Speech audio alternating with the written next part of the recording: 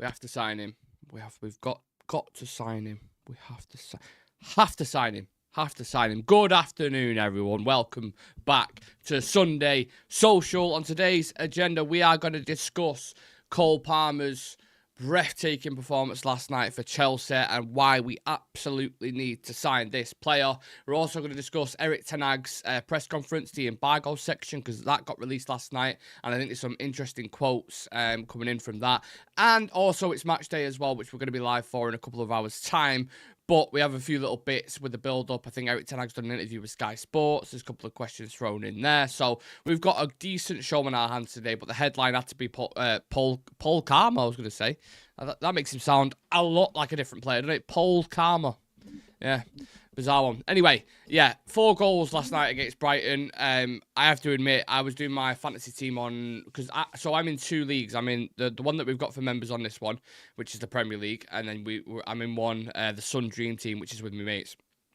And I was looking last night, and I thought Chelsea versus Brighton, there's going to be goals in that.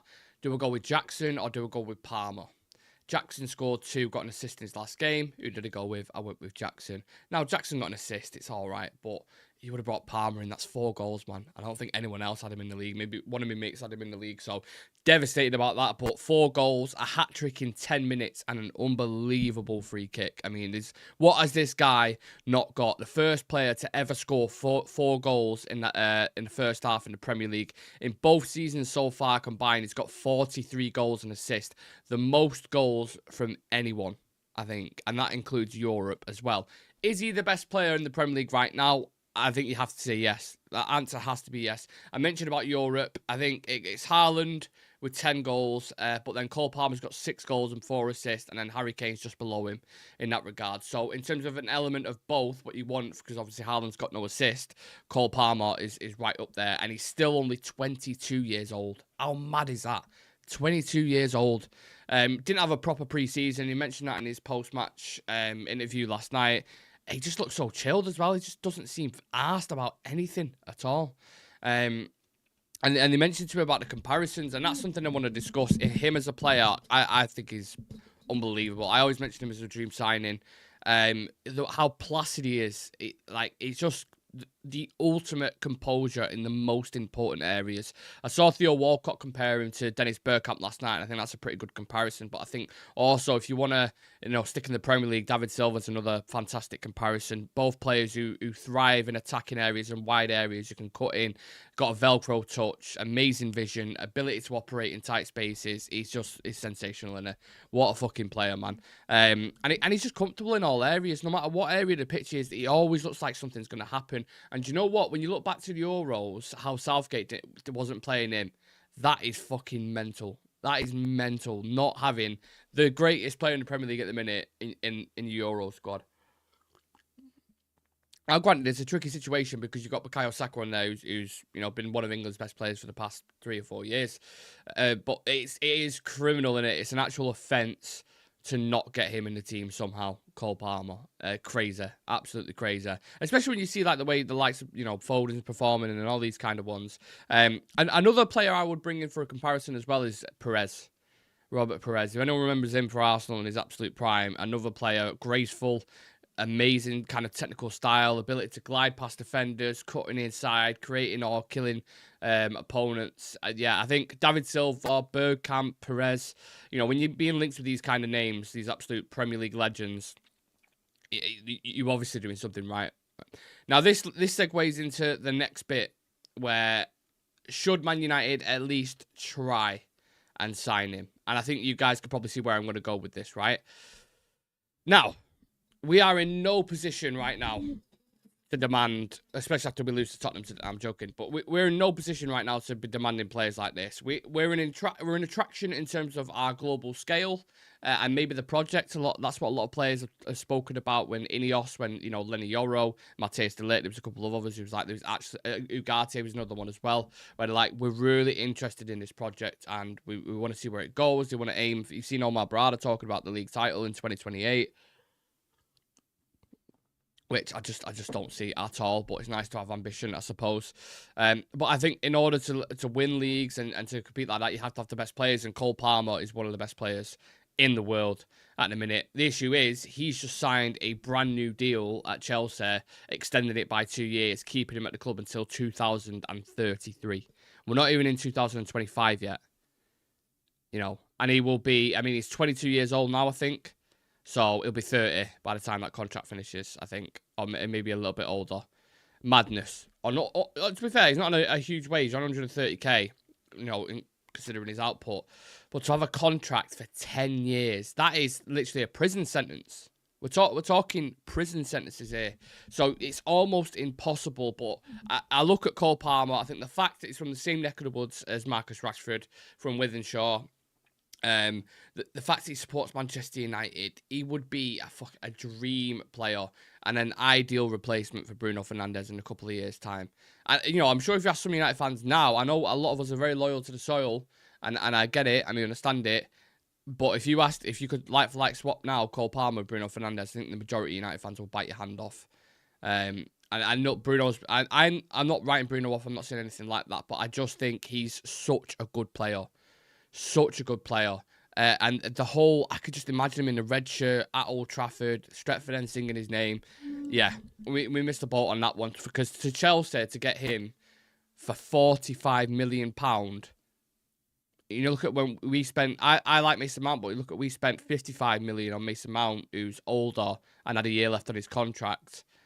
You know, it's night and day in reality. It's night and day. What a fantastic signing that is. I think the name of the guy who's working on these deals at Chelsea is Joe Shields. He's been doing a lot of these kind of deals like Lavia, Palmer, I think Casado as well. He kind of networked. So, yeah, you know, props to them. And do you know what? I don't think anyone kind of expected this from Chelsea did the start of the season. You saw all the doom and gloom and the clouds around the club. And the players that they're signing, we saw Sancho go there, like, what on earth is he doing? But I think Sancho's got a couple of assists now, which is more than any of our attackers.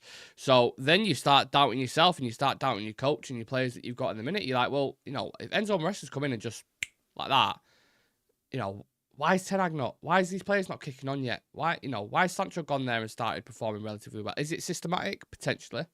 You know, he doesn't suit Ten Hag's system, but then people will say, well, we don't like Ten Hag's system. We don't want to play this kind of football. So, yeah, the mind boggles on a Sunday afternoon. I have to admit to you guys, I'm hoping we can, you know, give some light to the United fan base today in the game against Tottenham. I'm praying that we can get a decent result, because I cannot be arsed. If we lose to Tottenham today, my energy to keep being ambitious and keep being positive about the club is just going to slowly drain away if we lose to Spurs. Because Spurs haven't been great, but Spurs are above us and the 10th in the league. So this is like a mid-table clash on form currently at the minute, which is fucking depressing. And if you lose that at Old Trafford, I mean, there's going to be massive pressure, because we've got Aston Villa, we've got, you know, Porto away, Brentford as well, who are in pretty good form. Yeah, there's me bringing the mood right down in it. All right, let's go to the chat and let's bring the mood right back up. Please smash like on the video, by the way, and subscribe to the channel. Steph saying Palmer is everything Bruno is not. Only similarity is penalty taking. Wonder if Chelsea would take Bruno and Sancho for Cole. But even Bowley's not that stupid. Andy Williams saying we paid double for Antony. Jesus Christ, man. To be fair, Jude plays the role. I get it. But I think you could have given him more minutes at the Euros, definitely. You know, I did. You know, Jude had games where he was a little bit quiet. Foden was pretty terrible at times. Like you could have, you know, rejigged the system and brought him in, because every time Palmer came on, he scored in the final. Don't forget when he came on. He's just that guy. He is that guy. 9-year contract, at least 150 million, but he's worth that. I think he's worth every fucking penny. I really do. Finish the clear out in the summer. Go full pelt for Palmer. I hope we've already discussed it. We're sorting out a fair deal for when they sign Sancho. Plus, he's a red. He'll want the move. I don't know, but you look at Chelsea now, though. People are talking about him as if, like, title contenders. Because obviously City dropped a couple of points. Arsenal dropped points against City. They nearly drew against Leicester yesterday. You know, Chelsea scored the most goals in the league. They're just winning it. A lot of games at the moment. They've got that much talent and depth. And our own manager described the season as, you know, survival of the fittest. And they've got about 40 players, like 40 internationals, that's the mad thing. But the bench is crazy. They've got, like, fucking Yao Felix, an £80 million Mudryk. You know, the full bench is just mad. Absolutely mad. And to be fair to Maresca, he came in. he was very clear and transparent with certain players that he didn't want. You know, Sterling, you're gone. Ben Chilwell, you're gone. You know, Chalobah, we don't want you either. I want this player, this player, this player. This is a system how we're going to play, and watch us dominate. And, you know, to be fair, I don't want to make this whole show about Chelsea, but you have to watch them yesterday, and you're like, you know, there's certain players I admire, the style of football I admire, the way they're playing. I actually thought the first game against City as well, I thought they looked all right. I mean, City were a better team, but, you know, after that, I mean, they won in the conference, they beat Wolves 6-2. Drew with Palace, but beat Bournemouth, beat West Ham 3-0, beat Barrow 5-0, beat Brighton 4-2. They're just smashing at the minute, smashing. And they've got players like Nkunku who's not getting in the team. Just crazy, and upsetting, because I want this from United. That's where I'm going with this whole thing. I really want it from United. And it just doesn't feel like there's any budget at the minute. You know, look, we could go and smash Spurs 3 or 4-1 today, and maybe we're like, oh, okay, finally, we started scoring goals. We're not just creating chances, we're scoring them as well, and then we're keeping clean sheets. Fantastic. But does anyone realistically see that happening today? Because I certainly don't. So, yeah. Let's discuss Erik Ten Hag's Embargo section, because this is a Manchester United fan channel after all, so I don't just want to rave about Cole Palmer and Chelsea. So, yeah, Ten Hag was touching on this. It dropped about 10:30 last night. He's saying this team in the last 2 years has shown what they can do with patience. With patience, we can win trophies, and now we have to get more consistent. But I think the thing is the first 2 years for us as a fan base has been nice winning trophies. The Carabao Cup and the FA Cup is great. But ultimately, at some point, you want to see progression in the league, and you want to become a consistent team who are competing near the top. You know, whether it's top 3, top 2, whatever it is, you want to become that team. And it's so difficult in the Premier League, where I always feel like some of the teams just put their attention and focus into a cup, like Mourinho did, for example, when he put all his eggs in one basket with the Europa League. And like Ten Hag is the way he's talking about these trophies, he's happy to do that again. And that's where there's really a blurred line in between there, because it's like, what do fans really want? Would you be happy again if we were 6th and we won an FA Cup, and maybe you could see a bit more progression with the style? Or do you think, no, you have to get top 4, you have to win the majority of your games, and if you go far in a cup competition, that's fine. Do you know what I mean? Obviously, in an ideal world, you want both, but we don't live in an ideal world. We live in a reality. I don't just want to be a cup team. I don't want to become that kind of side. It's nice to win a couple of trophies, but now it's about being, you know, becoming one as a collective, as a team, and start dominating games and start winning them and excite the fans. You know, we're watching games 1-1 FC Twente, 0-0 versus Crystal Palace, 3-0 against Liverpool. You know, not scoring enough goals, nowhere near enough goals. So yeah, it's all good him talking about trophies all the time, and he keeps referencing them, but we want more than that. It's United, and that sounds crazy to say, but we do.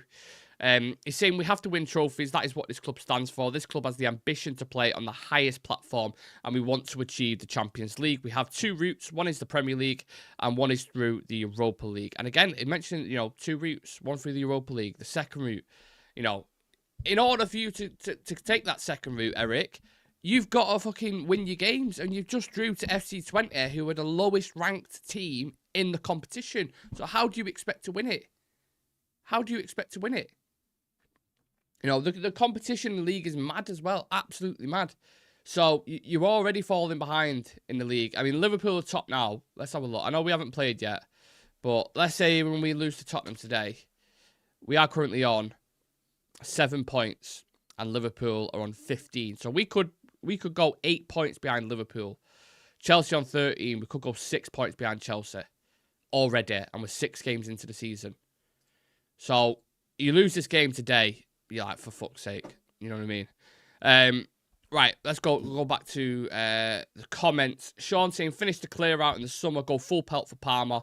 Hope we've already discussed it. We're sorting out a fair deal for when they say so. Oh, sorry, I've already mentioned that. City must be kicking themselves for letting them go. It's tricky, innit? Because I don't really blame Pep for doing it, because when you've got Phil Foden, who's just won Premier League Player of the Year, you look at it, it's like, okay, you kind of understand it, because how is he going to get in the team? You've got De Bruyne, you've got Foden, you've got Bernardo Silva, you've got Gundogan's just come back. Like, you've got a lot of players there, so and obviously Cole Palmer wanted to play.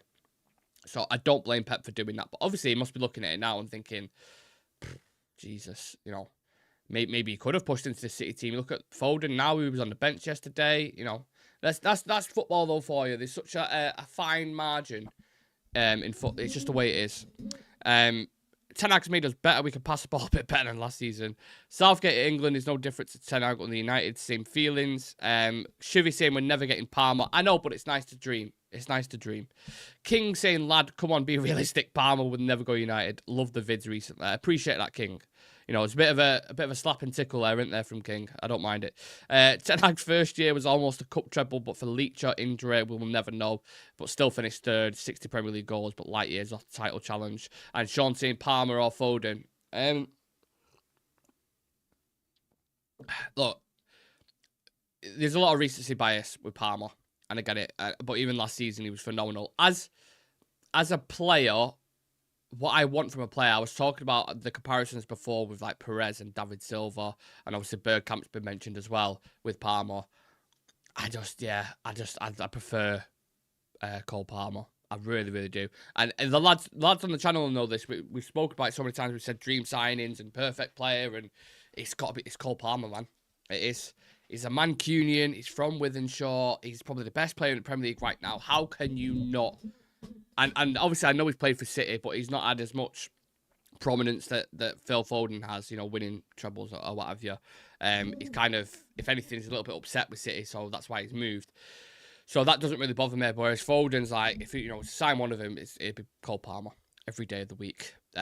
What's in the mug? Just a cup of tea, mate, and it's a pretty crap mug. So I'm just gonna hide it behind this thing. I'll try hide it. I think it's Dumbo or something. I don't even know. But yeah, just PG tips, sugar and half, bit milky. Hot birch juice, that's what it is, Steph, yeah. Right, back to the embargo section then. Keep getting your comments in, and I will, I'll go back to him shortly. So, Erik Ten Hgas on Man United signing young players. He says, yes, I wish I could do Ten Hag accent, but it's really difficult to do, and I'm pretty good at impressions, so that's saying something. Yes, those are choices we've made in the last 2 seasons. I understand the impression that many have for Manchester United because the history is so big.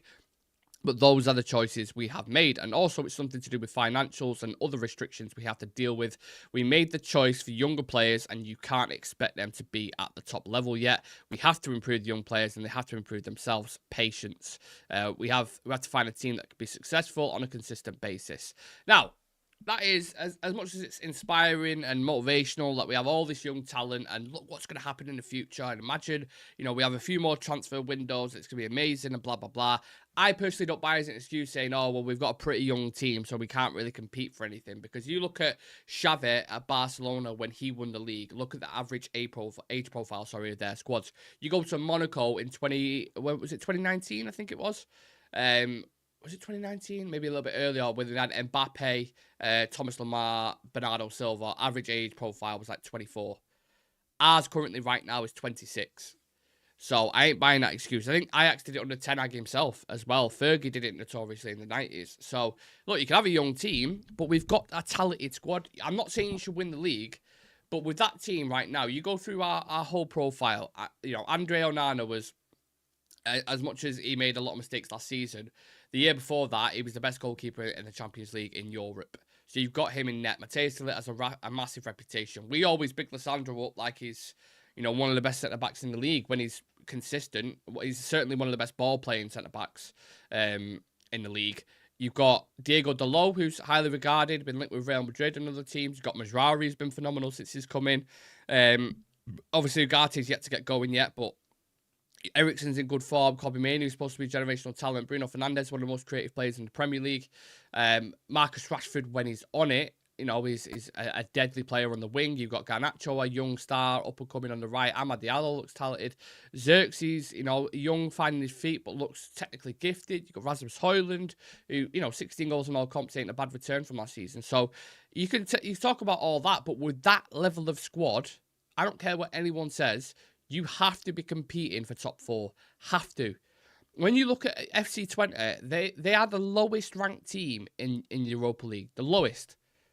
Now, you can argue the way rankings work and, you know, it's because of certain things, whatever, blah, blah, blah, right? If you can't beat a team like that at home, I'm sorry, you're not going to win anything. You're not going to, you're not going to compete in the league for the top 4 because the competition now, even in the top 10, is so difficult. I'd argue you're going to finish in the top 6 at the minute. Because I look at the team. Right, let's go through the teams, right? And you tell me if I'm lying. Liverpool, better team at the minute. City, better team at the minute. Arsenal, better team at the minute. Chelsea are better. Aston Villa are better. Newcastle are playing better. Brighton are playing better. You know, and you go down the league, and then you start getting to like the, you know, Fulham's, Forest, who obviously had a great start but won't sustain it. So you're looking around 7th or 8th again, where United are going to finish, unless they have an upturn in form and really start performing by the reputation. Do you know what I mean? Dwight McNeil is David Blaine's kid. I'm sure of it. Spitting image. What a comparison. That is unbelievable. 8 likes, 14 watching. Yeah, please do smash like on the video and subscribe. Julio Mendez saying Ten Hag out, out, out, out, out, out, out. I think he's not a fan. Alex says Palmer has the longest contract in football. Dreaming. I know. I am. I've admitted it. I'm dreaming. I'm not. This isn't an expectation that we're going to go and sign him. I'm just saying I would love to sign him. Sean saying FC 25. I play 3-5-2. My midfield is Bruno, Guimaraes, Bellingham, Palmer. My bench is stacked. A guy can dream in it. FC. Well, if you talk about FC 25 and tactics, I'm going to be on that shortly. Actually, I've got 4-5-1 flat. Who've I got? I've got Raya in net. Walker, Canate, Upamecano. Who've I got a left back? Shit. Oh, who've I got a left back? Okay, now who've I got a left back? I'm going to have to get my app up now. See what you've done, Sean? I fucking forgot. Who've I got a left back, man? I want to try and remember it without looking. That's not going to happen. I'm having a brain fart this morning. Right, I've got Kadioglu, Coleman, De Bruyne, Tchouameni, Camavinga, Rashford, and Nunez. I don't know if you can see that. For anyone who's asked about that at all. And let me tell you, anyone who wants smoking on FIFA, let me know, because I'm that guy. Our game management is atrocious. The midfield is the key to controlling and winning matches. I've got Teo Hernandez. Oh, you're a scruff. Teo Hernandez and Hakimi. That is hanging at this stage of the game. Saying that I've got De Bruyne in that already, so it's one of those. But yeah, you know, looking ahead to the game today, guys. What? No, copy, you're a disgrace. What are we saying? How are we feeling? Is anyone any more confident? Any less confident? Have you seen the press conferences with Postecoglou? Have you seen it with Erik Ten Hag? Talk to me, people. This is your opportunity, your window. Take the reins of this show and discuss it. Talking points. Are you worried we're going to see a lot of goals? Do you think, from a neutrals perspective, I know none of you are neutrals, but do you see it being a very competitive fixture? How do you see it going down? Because I'm worried that if we lose this game, it's going to be really doom and gloom. I don't think Ineos are going to be knee-jerk and kind of react like that. I think you keep seeing that from multiple journalists and credible journalists saying, you know, Ineos are backing him. They're persistent on, you know, let's just grind out. Let's try and get some form of consistency in this team. But yeah, I do feel pessimistic. I am a glass, you know, how is it full? Let's discuss that, actually, because people talk about glass half full, glass half empty. Are you a negative person? Are you a positive person? How does the milk get in if you are talking about milk in a glass or whatever liquid it is, how does it get in the glass in the first place? You pour it in, right? So it's a glass half full. Unless someone's drank it and it's half empty. I'm a realist. That's what I am. It's the goals in it and Spurs it's the goals in it and Spurs score goals. Yeah, I think, you know, would it be completely outlandish to say Spurs could win this 3-2? I don't think it is. I could also see it being 2-2. I don't think we'll win this game. I really, really don't. But regardless, come rain, sun, snow, whatever it is, I will be here supporting and watching United as always, as I know you guys are as well. So I'm going to be live at 3:30, maybe a little bit earlier because sometimes we get early team news. So I'm going to go live earlier than that if possible. And we'll be discussing the pre-match build-up. I think me and Chivy are going to be on the post-match review as well. So let's hope. I mean, United can't ruin our weekend anyway because the weekend's nearly over. It'll be midday Sunday. So Sunday will just become more of a depressing day than it already is, unfortunately, if we do lose it. But I want to win. I really, really want to win this game. And I think sometimes you look at them results, you're like, yep, that could be a turning corner. That could be a moment. I've seen that so many times, United. And then we just, United are the type of team to spike up, win this game 3-1, and then go and fucking lose to Porto away. You know what I'm saying? So I just have no trust. It's such a rollercoaster supporting this team. I just say what I see, people. If I see something positive, I'll say I just haven't been seeing it. That's fine. Listen, Andy, I have no problem with that. You fucking express yourself, mate, whichever way you want to. If you believe and you've been consistent with it that Ten Hag isn't the guy, you know, it's your thoughts, man, isn't it? That's what we're all here for. You know, it's a dictatorship. People have whatever fucking opinion. If they think Ten Hag's can grow hair again one day, then everyone has a right to an opinion, right? I think it's optimistic, but who knows? Anyway, milk, fucking tea all over it. I'll leave it at that, guys. I had to get that off my chest today about Cole Palmer because I think he's such a phenomenal player and I would fucking love him at Manchester United. Will it happen? Probably not. Bruno Fernandes has just signed a new contract, so we probably won't see anything about that for the next couple of years. Unfortunately, whichever way you look at it. But look, let's hope Bruno has a good game today. Let's hope Rashford kills that high line.